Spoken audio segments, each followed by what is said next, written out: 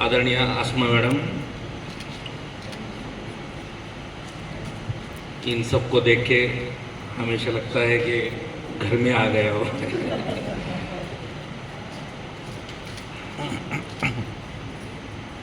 आपके अच्छे बच्चे के लिए एक शेर सुनाता हूँ कि अपनी कौम के बच्चों के लिए कुछ भी कर गुजरेगा ये, क्योंकि बिन तराशे हीरे इन्हें अच्छे नहीं लगते।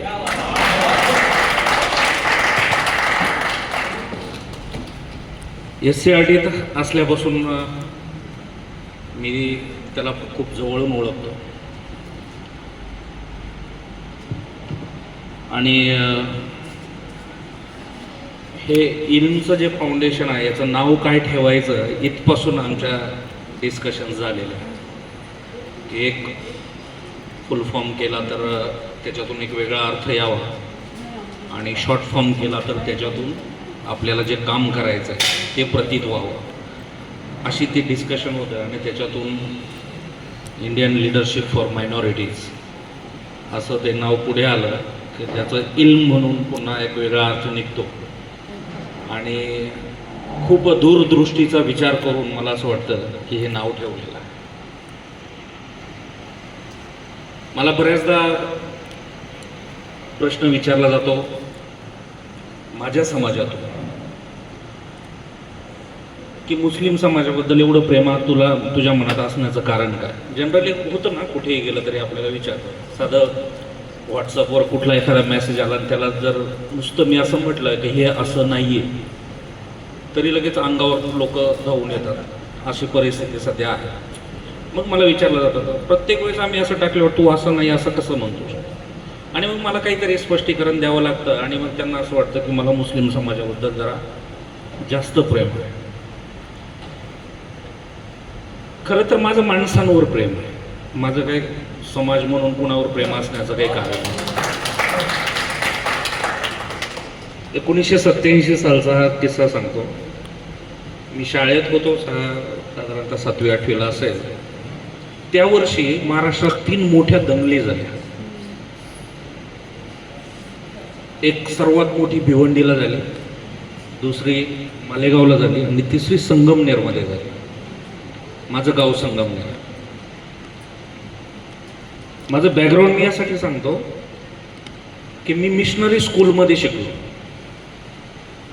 हे सुरुवातीचं, आणि ज्या मिशनरी स्कूलच्या हॉस्टेलवर राहायचो तिथून संगमनेरच्या नदीवर शनिवार रविवार असं आम्ही कपडे धुण्यासाठी आम्हाला सोडलं जायचं आणि आम्ही मुलं सगळं त्या चालत मध्ये सय्यद बाबा चौक लागतो आणि त्या सय्यद बाबा चौकातून जातो, कपडे धुण्यासाठी गेलो आणि 4 वाजता पाठीमागं फिरण्याच्या वेळेस अचानक त्या सय्यद बाबा चौक आणि शेजारी असलेला मेन रोड याच्यामध्ये दंगल उसळली आणि लोक इकडे तिकडे पळायला लागले. आम्ही लहान मुलं होतो, समजेना काय करायचं. आम्ही पण एका घरामध्ये असंच घुसलो काय गडबड. मी एका घरात घुसलो आणि बाहेर कर्फ्यू लागला आणि तो कर्फ्यू 8 दिवस लागला. आणि मी ज्या घरात घुसलो तो नाझीम सय्यद माझा मित्र, त्या घरातली जी माझी बहीण जी 89 सालापासून आजपर्यंत मला राखी बांधते, 8 दिवस त्या घरामध्ये मी राहिलो. आणि मला त्या घरातल्या लोकांनी ज्या पद्धतीने सांभाळलं त्याच्यावर जर मी लिहायला लागलो तर एक कादंबरी होऊ शकते. 8 दिवस प्रत्येक दिवस.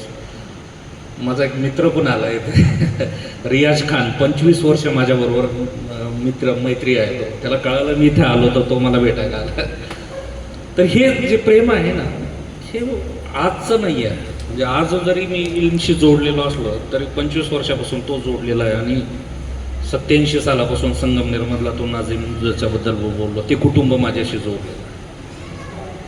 तर समाज म्हणून मी कधी या गोष्टीकडे बघत नाही, परंतु माणसाने माणसाला जी वागणूक दिलेली आहे ना ती वागणूक फार महत्त्वाची ठरते.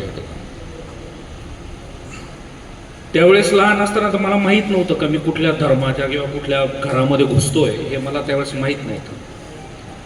मग 8 दिवसानंतर कर्फ्यू उठला आणि रात्रीच्या 2 वाजता त्यांनी एक जीप केली आणि मला माझं जे मूळ गाव होतं, मी हॉस्टेलवर राहत होतो, पण माझ्या मूळ गावी नेऊन रात्री 2 वाजता सोडलं. त्या 8 दिवसामध्ये मला पोलीस आणि आमच्या घरच्या आणि आमच्या हॉस्टेलचे डिरेक्टर आहे यांनी खूप शोधण्याचा प्रयत्न केला आणि 8 दिवसात कुणालाही कळालं नाही मी कुठे होतो. तर ही वस्तुस्थिती आहे. त्यामुळे लोक मला जरी काही म्हणत असले तरी मी मगाशी म्हटल्याप्रमाणे माणसांवर प्रेम असलं की मला असं वाटत नाही की कुठला समाज काही मॅटर करतो त्याच्यात. इल्मचं ज्यावेळेस नाव ठेवण्याचा विषय आला तर ज्यावेळेस leadership, Indian leadership for minorities असं ज्यावेळेस विचारतो की लिडरशिप कशामध्ये पाहिजे. सरांनी मग अशी टेक्नॉलॉजीचा वापराबद्दल खूप सुंदर सांगितलं, मी फार मन लावून ऐकलं सर तुमचं. लिडरशिप ही सगळ्या क्षेत्रात आपल्याला निर्माण करता आलं पाहिजे. मला असं वाटतं की आता 3 वर्ष झाली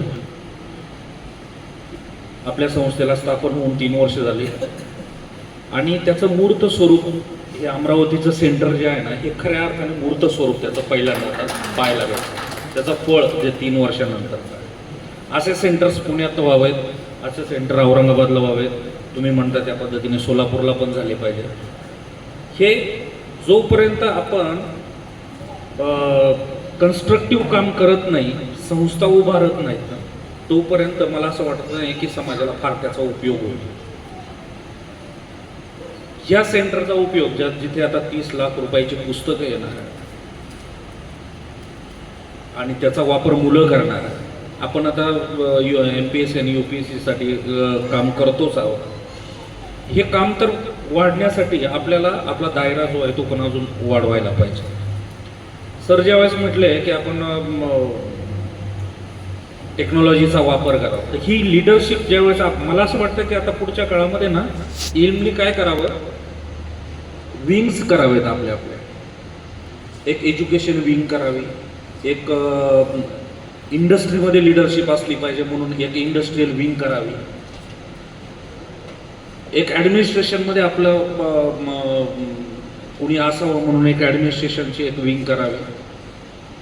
आणि आता आपली जनरल बॉडी मीटिंग आहे, म्हणजे थोडक्यात काय की आपण ही कोर टीम आहे ही संपूर्ण इल्मची, यातल्या काही लोकांवर त्या जबाबदाऱ्या पुढच्या काळात देऊन टाका. काय असतं, एक कुठल्याही संस्थेमध्ये तुम्ही सगळे एकत्र मिळून काम करता इथपर्यंत ठीक आहे, परंतु ज्यावेळेस पद वाटलं जातं, एखाद्याला पद दिलं जातं ना, त्यावेळेस माणूस थोडासा जोमाने काम करायला आणि जबाबदारी पण डिस्ट्रीब्यूट होत आहे. तर समजा एक इंडस्ट्रीयल लिडरशिप तयार करण्यासाठी एक कुणावर जबाबदारी दिली, त्यांनी तर इंडस्ट्रीयल लिडरशिप तयार करावीच, परंतु त्याच्याबरोबर काय करावं याचं एक उदाहरण द्या.